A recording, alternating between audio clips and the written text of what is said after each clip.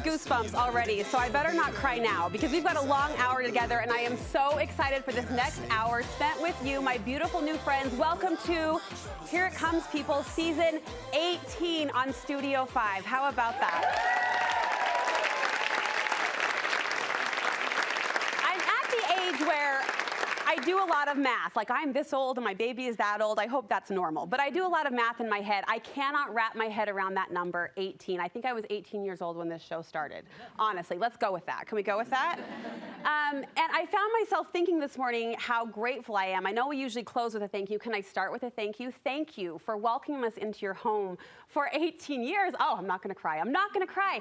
To be in this routine of coming to this building and working with our fantastic crew and team and producers, and the women here at Studio 5 are amazing, will be one of my life honors. I know it. And to share this day with you, this party, this celebration with you is gonna be a party all itself. So thank you for being here. Are you ready to jump into season 18? We are ready. Here's what I know. I mentioned that sparkly, amazing, talented group of women. Our Studio 5 contributors are at the very heart of this show each and every season. I'm so lucky to have them by my side. They are experts in their fields. They keep us moving. They keep us thinking, making, and relating. And here is what they say about our new start to Studio 5.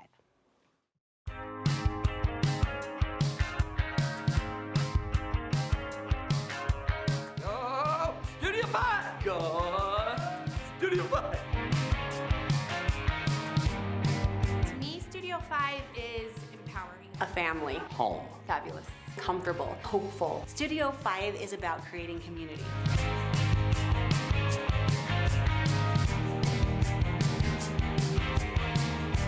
I think I was 18 when the show started. 1 dozen plus 6, dozen and a half, like donuts. I think like you're growing wings and starting to fly. What do you think of donuts? I think of donuts. Isn't that weird? Being young. It's a little bit more than a baker's dozen, but it's not quite 2 dozen. Studio 5 is finally legal. But not like fancy donuts. Just nice, kind of plain glazed donuts, but 18 of them.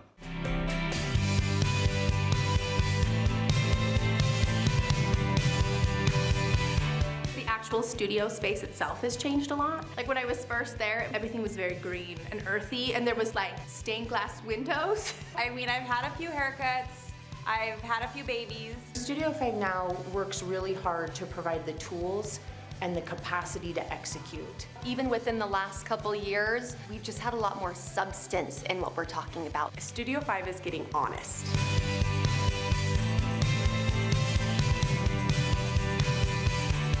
Oh, I love the Studio 5 viewer. I've learned that they're very huggy and sometimes handsy. And I mean that in the best possible way. They just love to hug you. They love to touch. They love the hugs. She cares. She cares about her home, how it feels. She cares about her family, her relationship. She cares about her community. They are not afraid to do the hard work in order to create the relationships and the life that they want. The Studio 5 viewer is kind. I never feel judged or I never get mean comments from a Studio 5 viewer ever.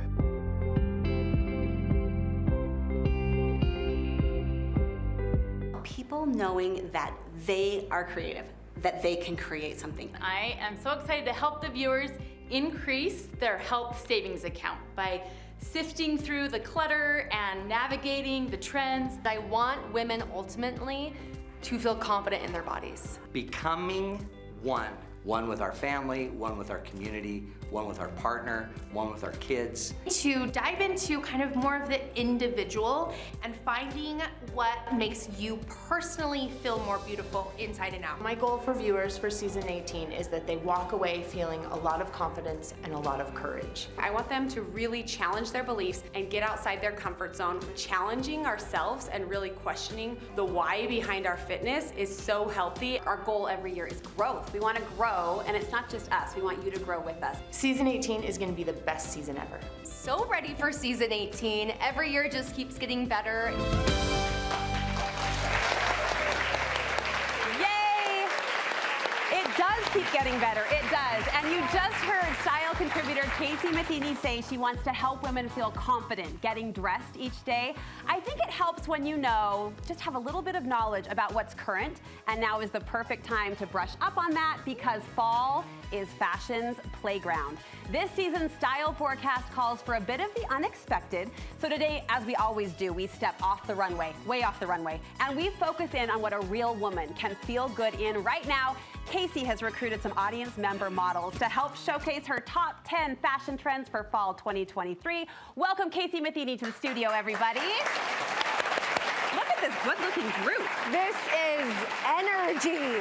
Don't you just want to be best friends with every single one of us? I'm like trying to look at all of you. This is so exciting. You're lovely. Okay, you're lovely. Let's talk about this season. Fall fashion, always fun, but are you specifically excited about fall 2023? I am. I feel like it's gotten back down to like the real woman. All these crazy trends are, you know, they're still kind of there, but these are very wearable pieces that I'm so excited about. Well, I'm excited that our audience members were brave enough to help you I show know. them off. So I know. let's bring out our first models, Maddie and Rachel. Come on out. We're starting with jackets, which we know is one way to ease into the transition.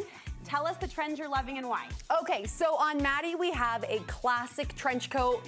It is always a classic piece, but this year we're seeing a little bit more oversized and just the versatility of a trench. You can dress it up, but you can also throw it on over athleisure wear and just kind of glam it up a little bit. I feel like a trench just will do that. I but can feel polished in the carpool pickup line despite the fact that I'm wearing my pajamas. Yep, exactly. Now, a lady jacket made your list. What is a lady jacket? Okay, so a lady jacket it's almost like that Chanel-inspired jacket that we've seen. They can be in tweed, denim, whatever, but it has the really pretty lines, no collar, really simple buttons, and then it's typically cropped as well. This one specifically is from J. Crew, and they've leaned really hard into that this year. All different patterns and textures and materials. I like the name and I like it. Very cute, very cute. know. Rachel is also wearing sock boots. What are those? Okay, so sock booties, you may also hear them as glove booties, but they are just a really tight knit woven boot. The one thing that I love about them is that because denim is a little bit more wide and loose, this is the type of boot that will fit snugly underneath those types of pants and just really create that really seamless line underneath. Do you like this look? I do. It looks good. Yes. Maddie, Rachel, thank you so much. Thank you. All right, our next viewer models, we have Amy, Courtney, and Becky. Come on up, you brave gals. Give them a round of applause to help scoot them on in. Come over, come over. Okay, Amy. Amy's wearing a leather jacket. Nice to meet you, Amy. You call this one of your top trends for the season. Top trends and also a classic piece. But I think that at this point, if you don't have a leather jacket, it needs to make its way into your wardrobe. It is so sleek and it like nips you in beautifully. You can wear a number of ways. They also have browns and greens and blacks, so you can choose the coloring and suede or leather that works best for you. Can any age pull this off, a leather jacket? Any age. It's classic. It is so classic. Okay. Yeah. All right. Courtney is showing a surprising trend. You are calling out a red coat. Red in general, red any way you want it, but especially in outerwear is so hot. It was on almost every runway fall 2023 in every capacity. So if you want to lean hard into red, a bright pop, do it. This is like your season. Courtney, I want to cuddle with you. Is that cozy? It's very That's cozy, yes. Okay. And Becky is spotting the peplum top, another trend you're spotting for this season. Yes, so peplums have come in hard this season. One thing that I love about peplums is they're gonna look good on every body type. They're gonna kind of nip in at your waist and then just flare out where we want it to flare out. You can layer with them, you can wear them normal. They come in long sleeve, short sleeve, colors, patterns, textures, but they're a trend to lean hard into. Okay, so look for a peplum top. That green is gorgeous. Do you like It that is. color? I like that color on you. Yeah. All right, ladies, give them a round of applause. We'll send you out that gate right there. Okay, a few other trends that we'll tick through quickly. A black or brown pair of trousers. Yes, so trousers are huge. Another one, if you haven't bought your trousers yet, just like that really tailored look that you can wear with a tee or dress it up with a silk blouse, that's something to buy this year. If we haven't already, you say, please mix your metals. Oh, yes, so that was always kind of a faux pas, right? We don't mix metal and gold. You do. You do. It's a great way to wear all of the jewelry maybe that you've accumulated over the years, and it just looks good together. You can do it. All right, Do it. we like this little bag as maybe a pick-me-up for fall. Yes, so a couple things about this is like this top handle we're seeing a lot of, and also the red. Even more tomatoey red we're seeing a lot of. I thought we were BYU Cougars, me and you, but we're embracing the red? We're embracing it. Okay, Yep, finally, yep. your last trend? Classic loafers. Loafers. Yep, we've done the chunky. This season we're going back to just the classic, which is something that I think you can invest in because it keeps coming back. And it's back. It's here. All right, how do we feel about those trends for season, I almost said season 18, but the fall season. Yes. Of 2023. Casey, we love you. Thank you so much. Thank you. All right, we have a lot more to come on the season 18 premiere of Studio 5. So much fun in store. We're just getting started. Later in the show, Studio 5 relationship contributor Dr. Matt Townsend is going to join our party. He's going to help your mom heart feel happy if it's hurting just a little bit as your family grows up. In the Studio 5 kitchen, prime the piping bag because cupcakes are coming back around. We are popping the top off the cupcake with Megan Faulkner Brown from the Sweet Tooth Fairy Bakeries. This is very much a opportunity for new creativity. Now I have the time to do creative things I didn't have the time to do before. She loves color, she loves power tools, and she always has a list of projects. Learn and grow and follow that urge to create with Studio 5's newest contributor. We'll introduce her next.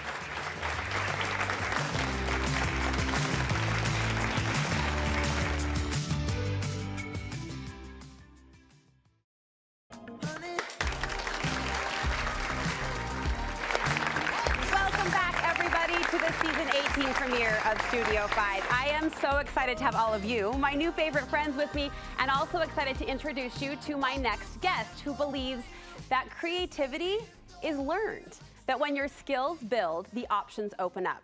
You will love her vision, you will love her vitality, her warmth, her generosity. Let's meet our brand newest member of the Studio 5 Contributor Corps. Here's my power tip 101. 2 drills are always better than 1. If I have 1 drill, I have to constantly be changing the bits, back and forth, back and forth, back and forth. So time saving, easier. I just like having 2 drills. Plus, I think it's cooler. I'm Michelle Crowley. I live in Draper. I grew up in Seattle. I like the weather here better for the snow and the sunshine.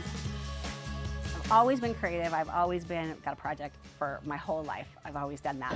One day I was looking at my towels hanging in my bathroom and I was like, that looks an awful lot like a door pull. This is one of my best paint tips, and that is this like workman's jumpsuit. I do this, my clothes are protected. I do my 1 coat of spray, and then I take this little jumpsuit off and I go do whatever I have to do. Throw it back on, do my 2nd coat. So now what was a very formal, fancy looking tray is gonna become fun and casual, and it's gonna match my dining room. And that's it. I really like to do anything that makes something beautiful. Really anything. It might be I'm making some kind of a paper craft one day. I might be sewing draperies another day. One of my favorite things to do is to reinvent furniture.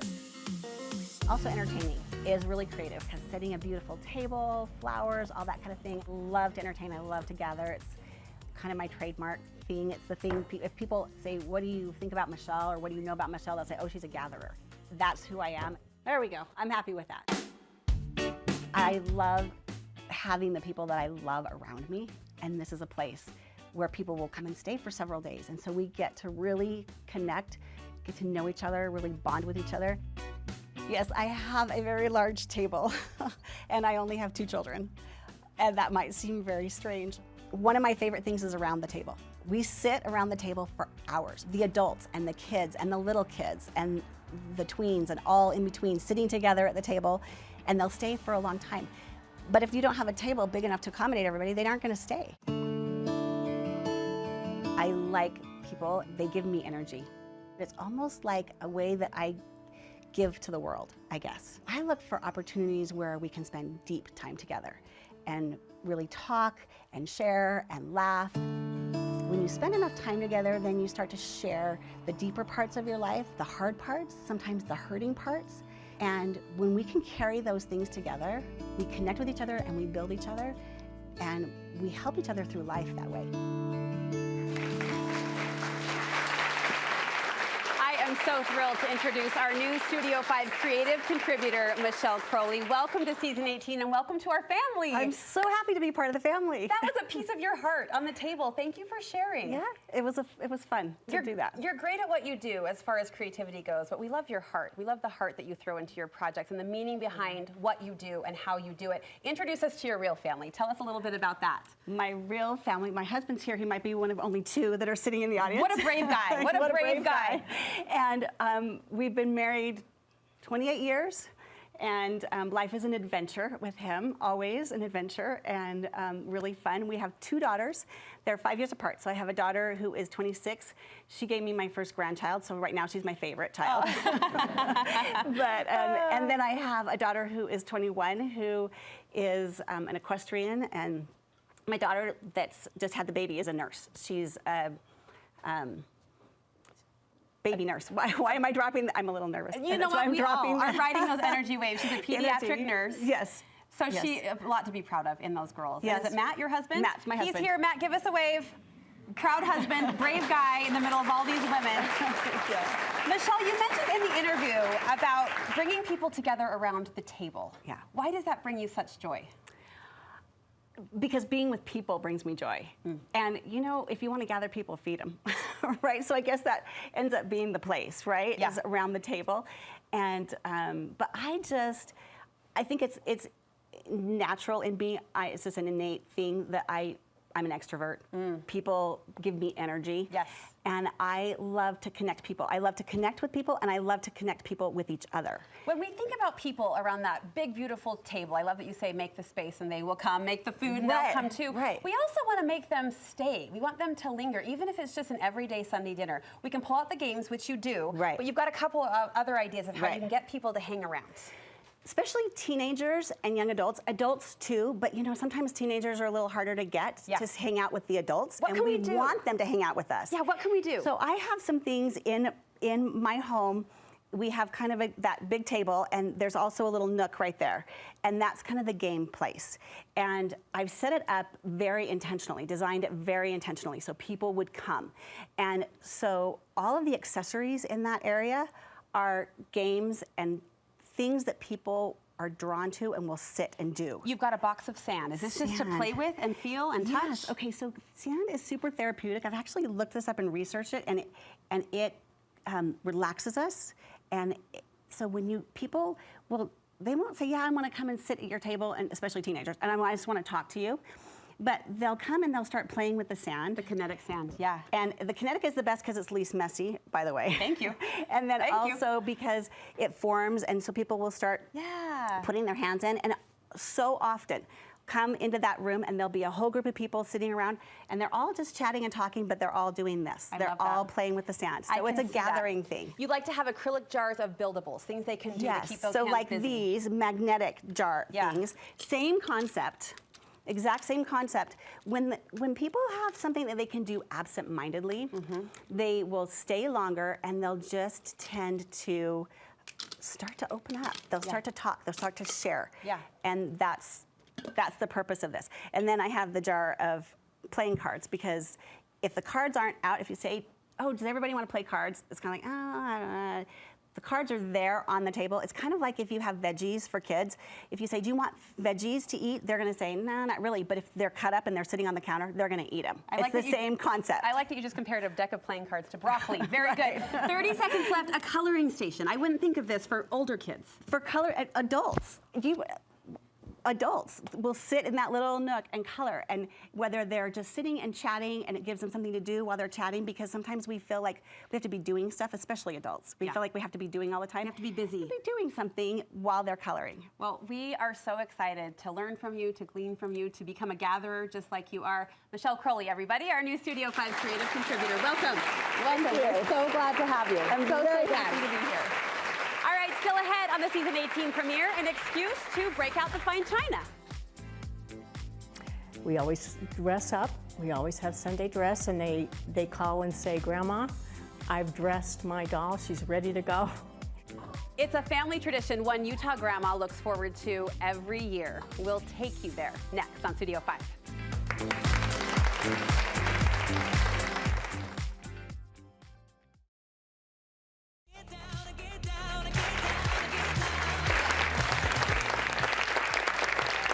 back to Studio 5. We're having a ball together. We're having a party. We are having a premiere for season 18. Now, it was 1 year ago that we formed the Studio 5 Nanahood.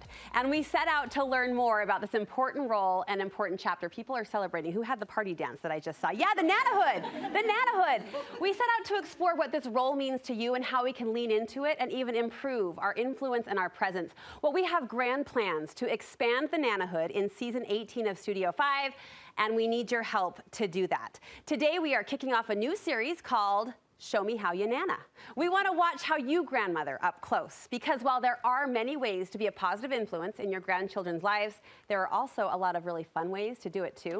We recently met one Utah grandma who takes fun to a whole new level.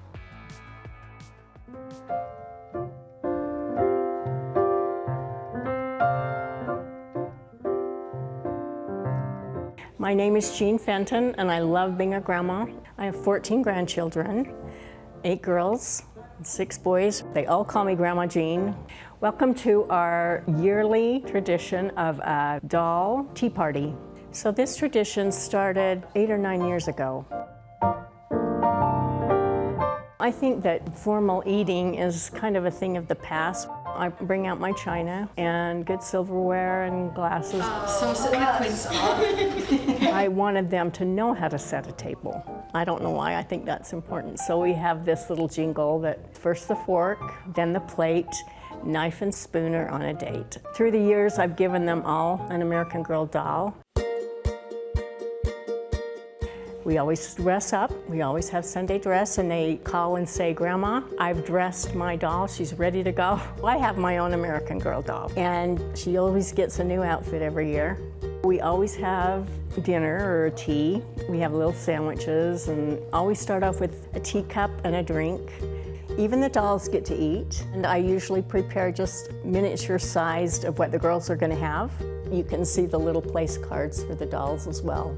You know, I have some teenagers now, 17, 16, and they still get into this, and it's really fun. Yeah, no, Sage made them for us.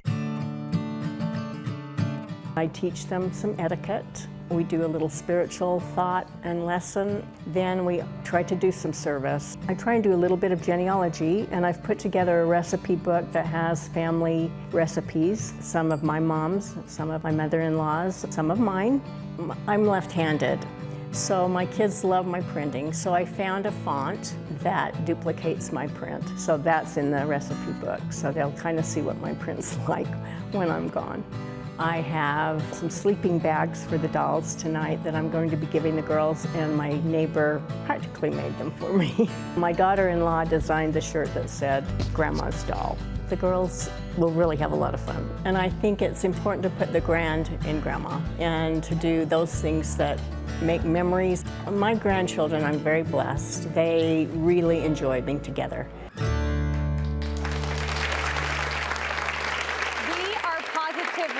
Melting in the studio. We're puddles, aren't we puddles? We want an invitation over, but in the meantime, we are just melting. That is so sweet. That is so sweet. Here's what I know and what I've learned watching this Nanahood the last year as we've shared this experience together. All of you are finding your own way into this role and into this season, and in beautiful ways too. So we asked our audience today to share and tell what is working for you as a Nana. Let's see, where is Sherlyn Jones? Sherlyn, stand up. I'm coming to you, sister. What is working for you? Excuse me, I'll try not to sit on your lap. What's working for you as a Nana, Sherlyn? Well, I love to do birthday dates with my grandchildren. And instead of buying them just a gift I'm not sure they're going to use, I like to do a memory. So we go out and do what they're able to do at that age and create that memory and take pictures. And I love it. It's so fun. They look forward to it and ask, when's my date? When's my date? So fun. Great idea, right? We love that. So Thank you for sharing. Thank you. Where is Debbie Matheson? Where's Debbie Matheson? Debbie, I'm coming to you. What is working for you as a Nana? I like to play pickleball with my grandkids. We go out and we hit the ball, and they don't always get it right where it's supposed to go, but we have fun. Does Grandma win? I let them win. Now and then we share the title. We Yeah. share the title. Thank you for sharing. And finally, where is Bobby Sue? Bobby Sue, stand up. Okay, so I did it for my kids, so my mom, and like what I love is like we take the time at dinner and we're out to eat and everyone is just super busy, and so I pull out a book and they read to them and they have that memory of grandma reading with you. Just taking the time, no matter where you are, to just give them an extra minute. To give them a moment. Thank you for sharing. Let's hear it for the Nanas. Let's hear it for the Nanas. The Nanahood will continue this season on Studio 5, and we're so glad to have you a part of it. So today we transition from season 17 to season 18, and there's a lot to look forward to, but there's also that tendency to hold on to what's been. It's sort of a balance, I think, a delicate one, and it's what I know you feel in your own families as kids grow and dynamics change. Well, later today, Dr. Matt Townsend will help you navigate those kind of family changes and help us find that space between happy and sad. But first, just when you have your cupcake frosting swirl down pat, bakers raise the bar. We'll show you 3 cupcakes and 3 frostings with flair. I'm heading to the Studio 5 kitchen next.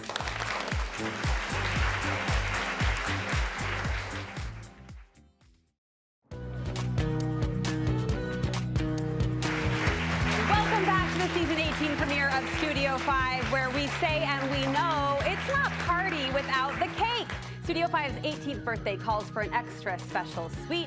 Owner of the Sweet Tooth Fairy Bakeries and my good friend Megan Faulkner Brown is joining me in the kitchen to share. Welcome, Megan, to season 18. They love you, I love you, and you are taking us all to town with these cupcakes. What was your inspiration? Oh, like in life, what's my inspiration? We could talk about that later. The cupcakes. The cupcakes. Okay, well, just, you know, well, actually, let's go back to that for 2 seconds. My dad used to tell us that our family kept mediocrity alive, okay? So while I might feel just, you know, mediocre, your cupcakes don't have to be, Love right? that. So let's just talk about a few things that you can do to just take your extraordinary, simple, and that's beautiful and delicious in its own right to have a sophisticated cupcake, but you can just do some things to just take it over the top. Take it up. What's your first idea? Okay, so first idea is, okay, so this is a cupcake sandwich. I'll just leave it there because it looks nice and cute on its comfortable perched there. on it. Yeah, it's happy. So all you do, here, grab one of these cupcakes. Okay, anyone? Anyone you want. Okay. Yeah. And actually, I'm gonna have you not take off the wrapper. I'm just gonna have you slice the top off. You're asking it with a knife in your hand, so I'm gonna say yes. Yes. I'm gonna say yes. So put it on its side, like that. Yep. Okay. All right. Okay, and then do the same with this one. I am cutting the top off the cupcake. So, yeah, and then now grab some frosting. Okay, yes, ma'am. Yes, and then these ones actually have like an Oreo inside and it's cookie dough frosting. So, oh sis, go on this one. You should have told me that before I started to frost it's my okay. heart out. We'll do this one too. Okay. Perfect. And then look, let's put an Oreo in there. Uh-huh. Then grab this top. Yes. And then smash it on. Okay, right there? Yeah. We're doing a little... Yeah. And now you have a little tuxedo. cupcake. Yes. It's a tuxedo cupcake. I did it on purpose. I did it on purpose. Absolutely. And then you can just, as you see, we'll do this with some of the other ones, but you can just put chocolate chips, sprinkles, anything in there, and then you have a little surprise. To fill it inside. out. I love that. And Okay. then you, in fairness to you, what? We can take this off and do the same thing with the bottoms. Sure. Does that make sense? Sandwich it. That's what that one is. See, she's here to save me, my girl Megan. She's here to save me. All right, what's your next idea? Okay, next one is these just super fun, celebratory. Again, I've said over the top so many times, but this looks like an inside-out piñata. This is fabulous. And look, I did candles for the birthday. Cutest. For the birthday day. So stack and pile? So yeah, so this is what I want to say is it doesn't take much to take something that's ordinary and make it extraordinary. You just got to think outside the box a little bit. So raid your pantry. Here's, again, Oreos, mini marshmallows, fruit, pretzels. I have Cake Bites in my pantry. Of course you do, because you I know make a them. guy. You know So, someone. Yeah. I heard she's sleeping with the co-owner of the factory. Hey, you got to do what you got to do, you know? So, so these are inedible things, right? Look how cute this little mini hat is. Oh my gosh, Just what? fun sprinkles. Look Again. at this. Yeah. Because why not? But also just so fun to get a little box at, you know, at a craft store or whatever and just give it as a gift. It just takes a little bit extra thinking out of the box. Okay. Okay. One more idea for us? One more. Yeah, just these cute little, you know, little monster. Yes. How do we do that? I'm going to have you cut again. Could you give me specific instructions this time? Yes. Okay, so sure, take the wrapper off. That's perfect. Go. I'm done. No. I'm retiring. No. It's the start of season 18 and I just retired. It just means this would also be another good time to remind everyone about our show that we are. Megan and I are in a campaign for a cooking show, and you know who's going to carry it after today. You know who's really going to do the work. Okay. So we are calling these Pop the Top cupcakes because we just take the top off. And what you're going to do is you're just going to squeeze the frosting inside. Right here? Yeah. Oh, right. Go. Okay. Oh wait, no, not right. Just kidding. Hold on, this frosting doesn't want to play. And while you do that, I'll explain this. These just have like little suckers and little candies inside. I've seen this done with Cookie Monster where they put a little mini chocolate chip inside. Hurry, cover it up. It's the best we're going to get. It is. Here, let's do this. And then what? We'll put a cake bite inside. Oh How my about gosh, that? because why not stuff the cupcake? Okay, and then grab another one that's not as struggle bus as the pink. And then just make fun little hair. Little blobs. Yeah. Megan, we love you. How about it, you guys popping the top off our cupcake, stuffing them with everything good. You always bring the party. Thank you so much. Yeah. And you may remember earlier this summer, Megan invited me to the mothership. The mothership. Headquarters of Sweet Tooth Fairy. And there I learned how to make suckers, which have become a new staple on my grocery list. I love them so much. We made lollipops, and Megan brought some for all of you today. How about that? Thank you. Thank you for being here. Love you. All right, there is more to come on Studio 5 as we kick off this new season of our year. Dr. Matt Townsend will be here helping us make those transitions that sometimes feel a little painful. And hey, think of that cookie delivery. What if instead of rolling up to your doorstep, it dropped from the sky? You know us, we like to stay up on the latest and greatest, so we will introduce you to the future fancy of drone cookie delivery next on Studio 5.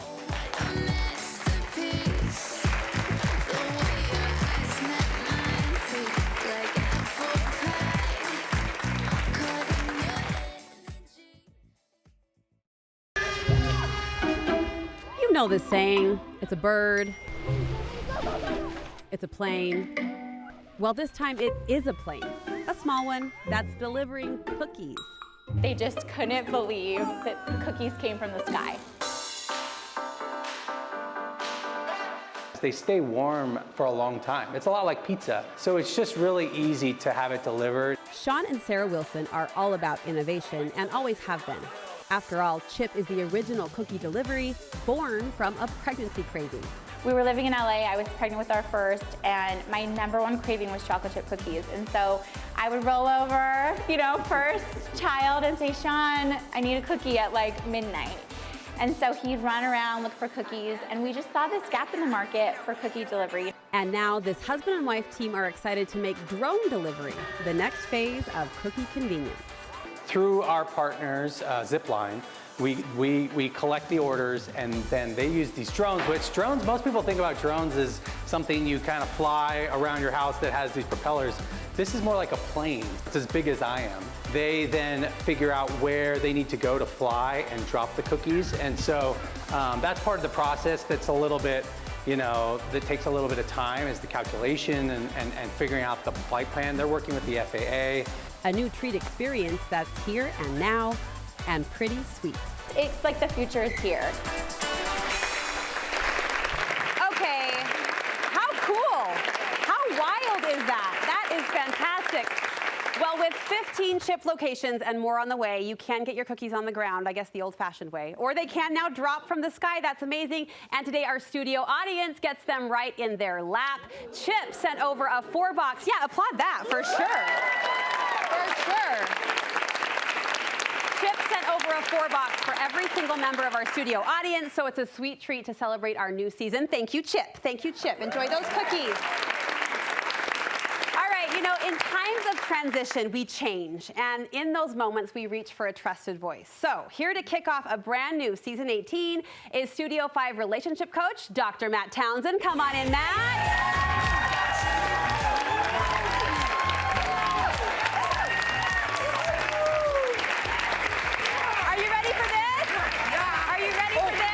I got something.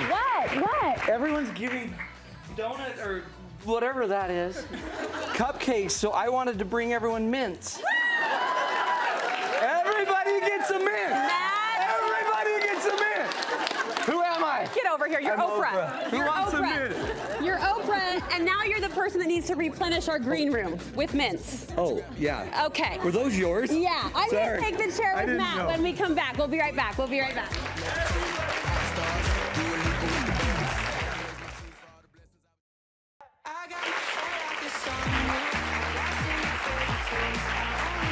Welcome back to Studio 5. You know, life transitions come in all different forms. It's sort of a mixture of excitement and sadness, honestly, as you transition from, you know, kindergarten to first grade, high school to college, maybe even those kids leaving you as an empty nester. Well, whatever the change you're navigating, Studio 5 relationship contributor Dr. Matt Townsend wants to help you find a comfortable space you can sit in, somewhere between longing for the good old days and the fears of what's to come. Matt joins me in studio. Thanks for being Good here. to be with you again. You are experiencing a few of these transitions yourself. Yes, we're near empty nesting. Like we're throwing a few out and then some are just flying away and it's terrifying. Yeah. There is a syndrome, you know, called empty nester syndrome. Really? For real.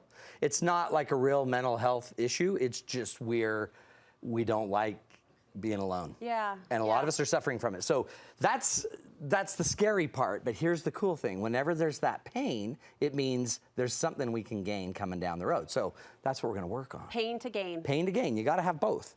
I remember a quote, and I think of it often, from author and speaker Sherry Dew. She said, grief is an enhanced form of gratitude. Yeah.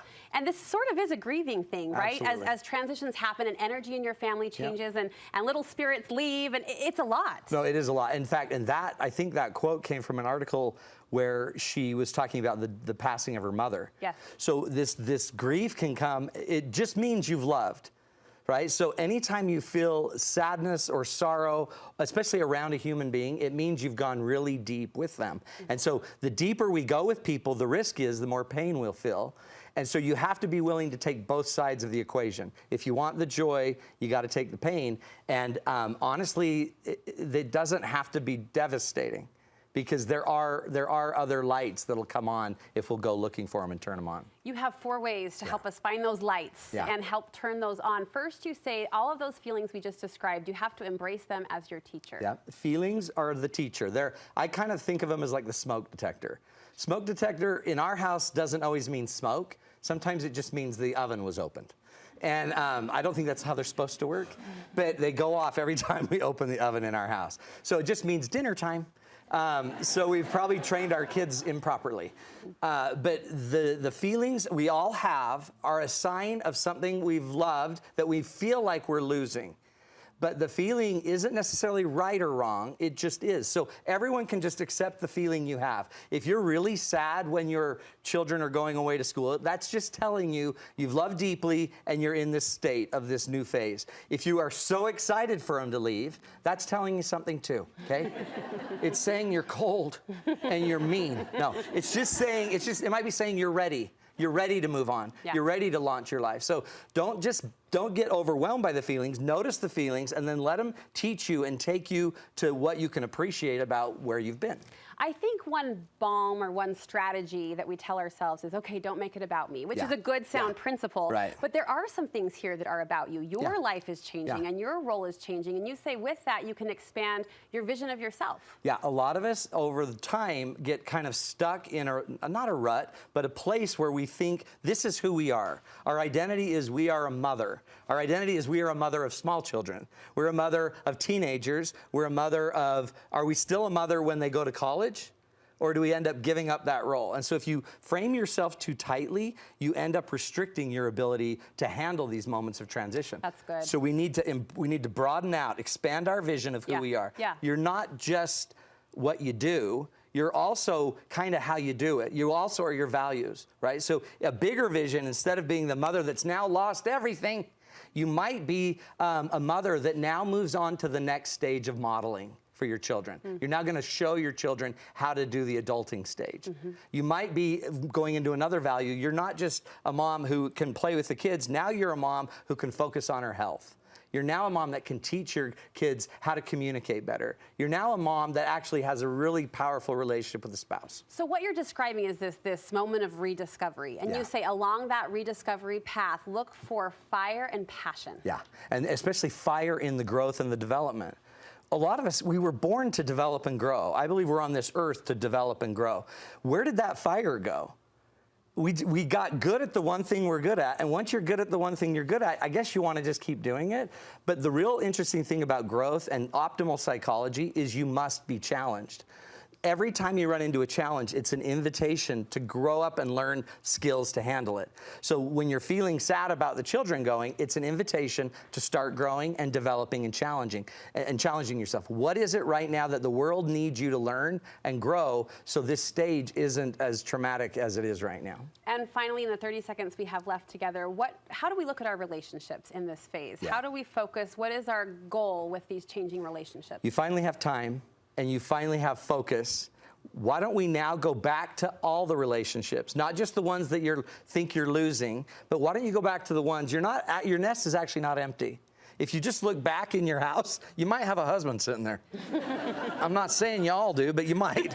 And some have 3 or 5, whatever you got. That's what it is. There's some guy back there eating your food. Okay. But you also have grandparents, you have in-laws, you have people that need your attention and your focus, so you can take all the gifts you've learned and redirect them to the people you love. Those are the words that we need and the words we're happy to hear. Matt Townsend, everybody, thank you, Thank you, Jill. for being part of this show for all 17 going into 18 it's seasons.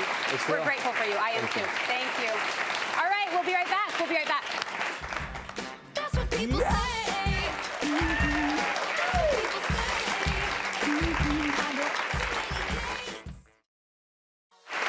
It has been such a party today. It's been a party. Have you had fun?